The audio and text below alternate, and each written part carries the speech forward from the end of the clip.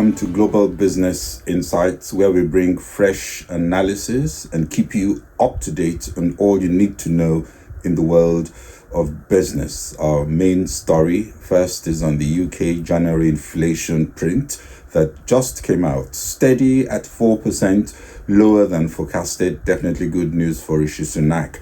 And we also look at UK Business and Trade Secretary Kemi Badenoch signing a trade agreement with Nigeria, what that means. And we'll touch on yesterday's sell-off in US and European markets, triggered by a mild upside surprise on the US January inflation print.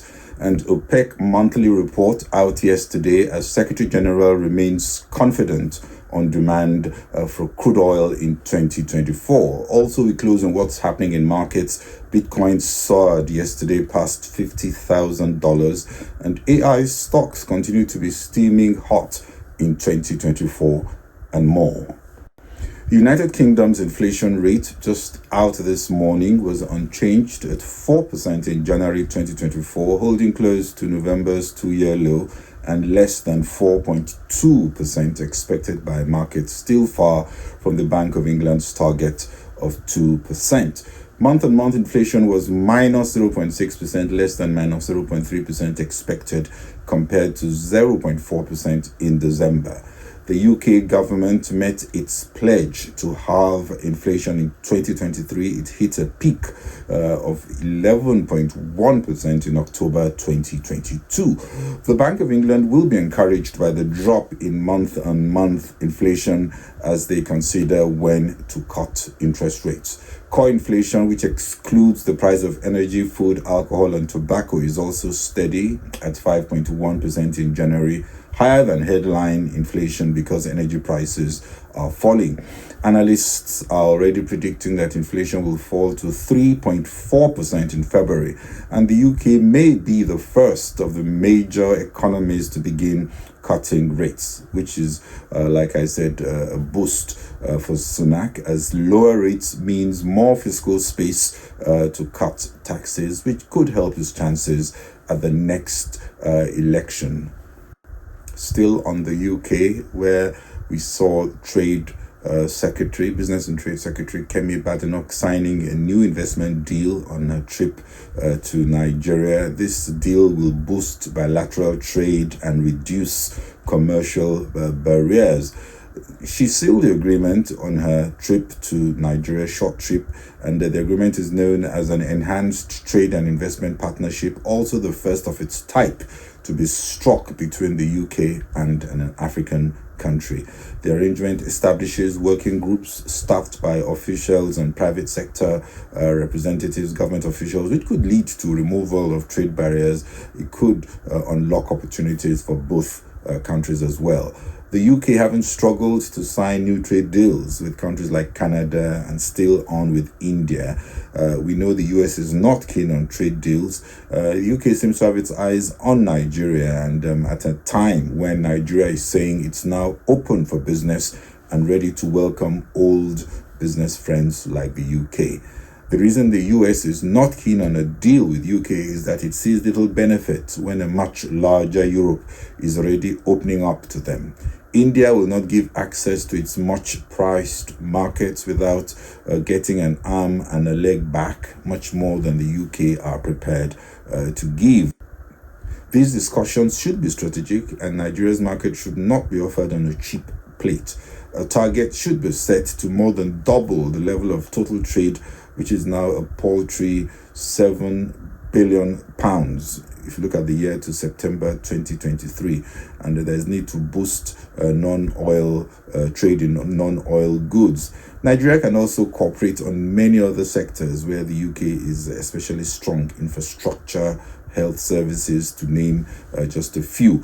The fact that deals like this are happening is a sign that the world has noticed the changes in Nigeria, and one can expect similar calls. Nigeria, like I said, has to be proactive in knowing what it must have from the UK before opening access to a high growth and lucrative market that UK and other mature economies are now looking for. But this is still yet another small but very positive sign of better things for the new government. The upside surprise on US inflation yesterday was not a huge one, but enough for investors to scale back bets on how early the US Federal Reserve will begin to cut back interest rates. January inflation eased to 3.1% year on year, higher than 2.9% expected, but still less than 3.4% in January. The core month-on-month, that is excluding food and energy components, perhaps most reflective of trending prices for goods, came in at 0.4%, also higher than 0.3% expected, also higher than 0.3% that we saw in December. Indexes which increased in January include shelter, motor vehicle insurance, and medical care. Energy components came down 4.6%, and the index for apparel were among those that also decreased over the month. The 2-year Treasury yield, which moves with interest rate expectations, was up 0.14 percentage points to 4.6%, while the benchmark 10-year yield increased to 4.28%. Yields rise as prices fall. We also expectedly saw the US dollar climbing. Higher bond yields put pressure on stock prices as equities were dealt a blow. S&P 500 share gauge traded down 1.37% at close, and the technology-heavy Nasdaq Composite was also down 1.8%. The technology-heavy Nasdaq fell the most, given that growth stocks are more sensitive to future interest rates, which impact growth in margins much more than value stocks. The small caps index, Russell 2000, was also down almost 4%. The Fed wants to be sure inflation is coming down on a broad and sustainable basis, and has always understood that the last lap tends to be stickier. So the US data will not surprise them and will reinforce their preference to be patient, to wait for better signals of drop in prices towards their target, especially as the jobs and economic indices appear to be more resilient than expected to higher rates.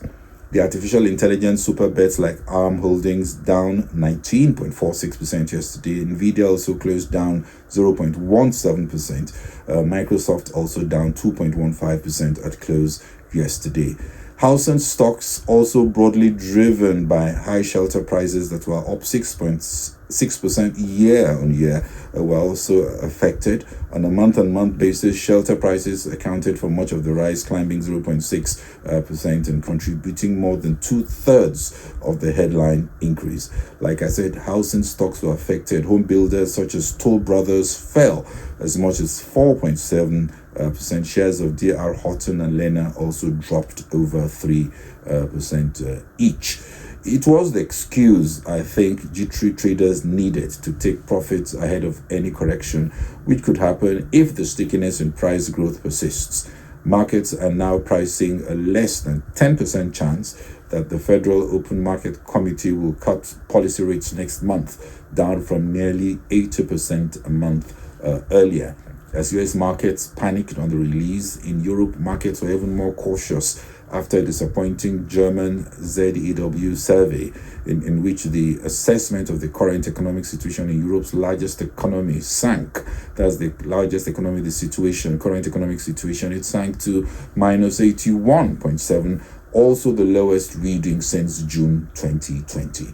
The stocks Europe 600 also fell 1%, and the FTSE 100, CAC 40 and DAX were also lower, tracking the retreat in US indices.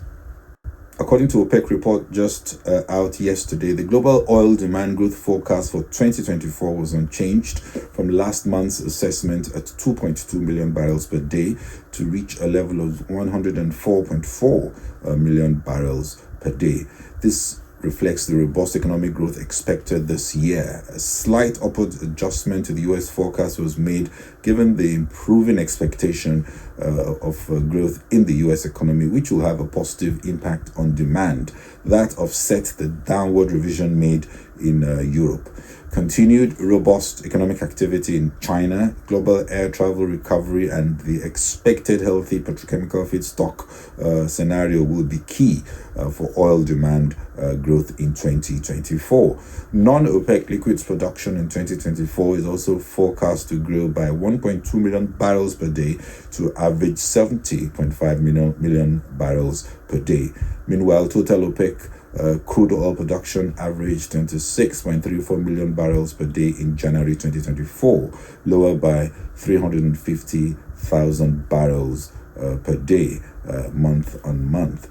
Crude oil output increased mainly in the UAE, Saudi Arabia, and Venezuela, while production in Libya, Kuwait, Iraq, and Algeria decreased. Nigeria produced 1.419 million barrels in January. The share of OPEC crude oil in total global production in January also decreased by just 0.2% to stand at 25.9%, according to the report. Compliance to quotas remains an issue. The report showed that Iraq appears reluctant to adhere to the proposed amount of production cuts, while other members, including Kuwait and Algeria, are complying with agreed levels. OPEC Secretary General Al-Ghai said yesterday that he stands by published long-term demand outlook and firmly believes demand remains robust, adding that he saw a strong global economy this year with positive implications for demand. Also not worried about Angola's exit from the oil club. Brent crude was up yesterday 1.24% in yet another volatile play, zigzagging to over $83. In early morning trade today, oil prices were slightly down under $83 for Brent after American Petroleum Institute reported late yesterday that crude oil inventories rose 8.52 million barrels last week, higher than the 2.6 million barrels increase expected by analysts. And in closing, Hong Kong's Hang Seng Index reversed early losses to gain 0.9% today, also the first day of trading since the break for Lunar New Year holidays. Despite the market sell-off in US markets yesterday, Nvidia and Meta platforms are still the S&P 500's best performers of the year so far. Nvidia surpassed Amazon in market capitalization yesterday, but not all the stocks in the Magnificent Seven are doing as well. Tesla stock is struggling. Apple also down year to date. We heard Jeff Bezos has also sold over $4 billion of Amazon stock in 4 days. Bitcoin, however, soared past $50,000 point late Monday and stayed above that mark most of yesterday, now slightly lower, feeling the weight of the risk-off sentiment in markets. Sony is considering spinning off its financial arm in a listing in October next year. Its operating profit jumped 10% in the latest quarter to $3.5 billion, easily beating estimates due to strong performance of its movies, financial, and music businesses. Airbnb also announced better than expected revenue for Q4 yesterday and issued an optimistic forecast for the current period. Ride-hailing giant Lyft corrected a typo suggesting its profit margin was about to increase by more than threefold in the coming years, but its shares had already went up more than 60% in after-hours trading before adjusting after the correction. Now it's still up 15%. Well, that's it from me on this morning episode of Global Business Insights. If you enjoyed the program, please follow on Facebook and LinkedIn, subscribe on YouTube and X, not to miss future episodes. Thank you very much for watching. This is Bode Oshosani. Bye-bye.